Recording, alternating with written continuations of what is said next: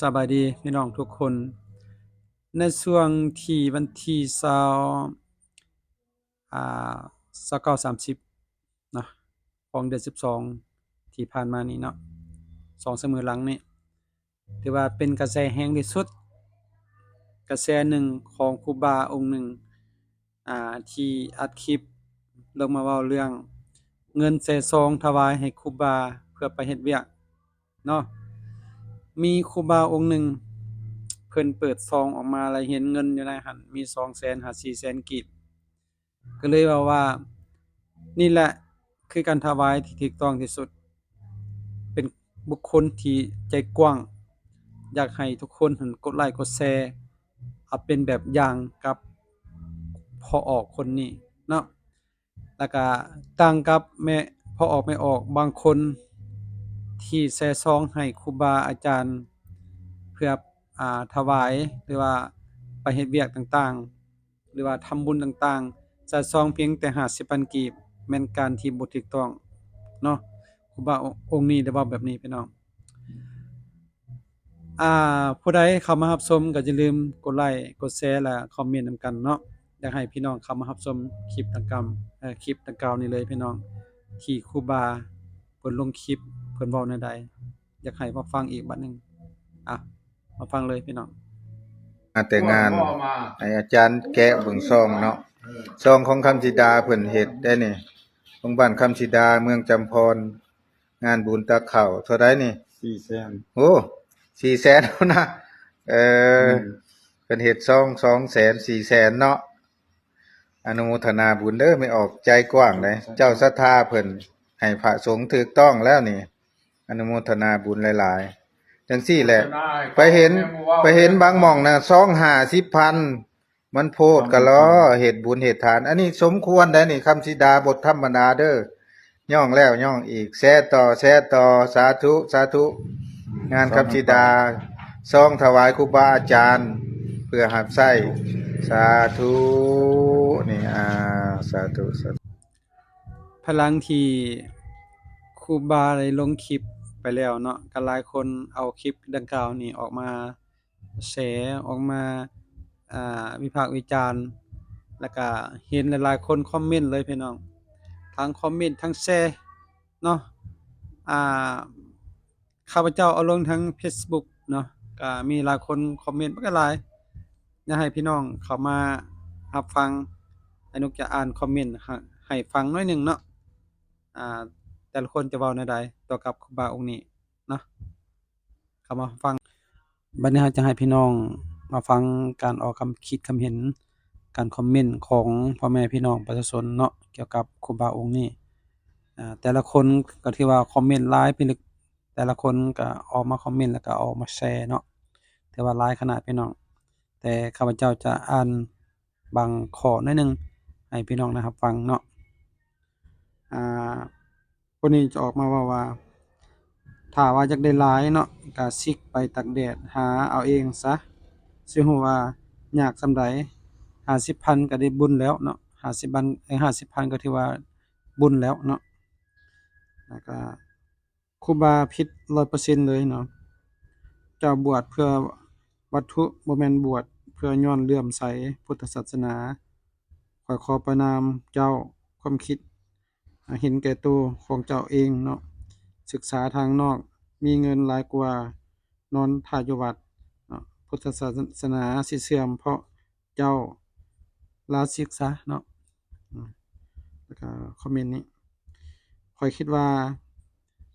ถ้าเป็นจั่งซี้เนาะครูบาองค์นี้บ่สมควรบวชอีกต่อไปแล้วเนาะเพราะเห็นแก่เงินบ่มีธรรมศีลธรรมใดๆเนาะทั้งสิ้นและสมัยก่อนนี่ครูบาบ่เห็นแก่เงินดอกออกตนมีศรัทธาส่ำใดก็แล้วแต่ศรัทธาอ่ามีเท่าใดก็เท่านั้นเนาะเพิ่นจึงว่าได้กุศลเต็มส่วนข้อยบ่แม่นอาจารย์เด้อเกิดมาพัดเห็นพ่อแม่พี่น้องเพิ่นให้ทานแล้วแนวนั้นทานไปแล้วแล้วบ่มีคำจมหยังเนาะแล้วก็หลายคนบอกว่าคอมเมนต์ว่าครูบานี่มาอาศัย หาเงินในวัดเนาะหลายๆคอมเมนต์พี่น้องเราจะให้พี่น้องได้รับฟังคอมเมนต์เพียงส่ำนี้ก่อนเนาะเพราะมันหลายพี่เล็กอ่าข้าพเจ้าเองก็ยังบ่ตอบทั่วเนาะตอบได้แต่บางคนมื้อนี้อุบาครูบาองค์นี้ก็ได้ออกมาตอบโต้คืนอีกกับอ่าการคอมเมนต์ของพอไม่ออกทั่วไปเนาะครูบาองค์นี้ได้เว้าว่าผู้ใดคอมเมนต์ว่าครูบาอาจารย์หากินตามวัดแม่นผู้นั้นบ่เคยเข้าวัดบ่เคยฟังเทศน์คนบ่มีสติ คนบ่ฉลาดคนบ่มีปัญญาสรุปแล้วก็คือคนโง่ที่สุดน่าเหตุใดครูบาองค์นี้จึงเว้าแบบนี้พี่น้องเรามาฟังคลิปกันอีกพี่น้องว่าครูบาองค์นี้เว้าจริงแท้บ่ตามที่อนุเว้าเอ้าฟังกันเลย งานบ่ได้บ่เคยไปโจ๊กเงินอยู่ในตู้บริจาคอีก อืม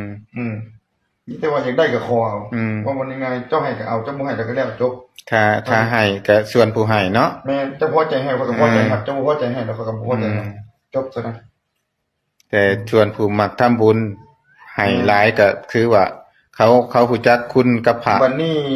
อีกกรณีที่2บุคคลที่ว่าเคยไปคอมเมนต์ว่าพระหาเงินได้ใช้ซี่แสดงว่าบ่ออกผู้นั้นหรือว่าไม่ออกผู้นั้นนะบ่เคยเข้าวัดแล้วก็บ่เคยฟังเทศน์แล้วก็เป็นคนบ่มีสติเป็นคนบ่มีปัญญา อืม เป็นคนบ่ฉลาดเขาเอิ้นว่าโง่ โอ้ ว่าจังซี่โลดโง่ โอ้โอ้ เพราะว่าถ้าคนที่คิดถูกคิดผิดน่ะคิดถูกกับคิดผิดน่ะมันก็ต่างกัน โอ้ คนที่มันฮู้จักเขาเอิ้นว่าคนโง่คนบ่ฉลาด โอ้ย เขาเอิ้นว่าคนโง่คนอยากหาโจมตีแต่คนอื่นเขาบ่คิดว่าโอ้เพิ่นเป็นหยังสาเหตุเพิ่นเป็นหยังจังเอาลงมาเป็นแบบอย่างเรื่องเงินคำกำแก้วบ้านนี้คือเว้าว่าคือว่าบ้านนี้เอาเงินเว้าเพิ่นเฮ็ดบุญเฮ็ดทานเนาะเพิ่นก็มีน้ำจิตน้ำใจใส่ศรัทธาเพิ่นพอใจนิมนต์พ่อแม่ครูบาอาจารย์ไปเนาะเพิ่นนิมนต์ไปแล้วโอ้เพิ่นใส่ซองก็สมมักสมมาภาควรเนาะพ่อแม่ครูบาอาจารย์ค่าน้ำมูกน้ำมันลดเพิ่น อืม อ่า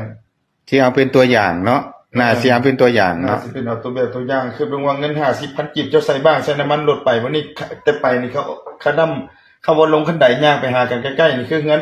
คันเงิน2-3หลังนี่เพราะว่าอยู่ อืม อันนี้ไปแล้วขี่รถไปพุ่นตั้ง 2-3 หลักกิโล อืม ก็เงิน 50,000นึงใช้น้ำมันลดไปกลับ2เที่ยวนึงก็เบิดเลย ไปนี่ก็บ่แม่นว่าไปเฉพาะเจาะจงไปงานบุญเนาะบุญก็รวมเงินรวมบ้านศรัทธาของบ้านมันก็หลายอยู่แล้วแต่ว่า ไป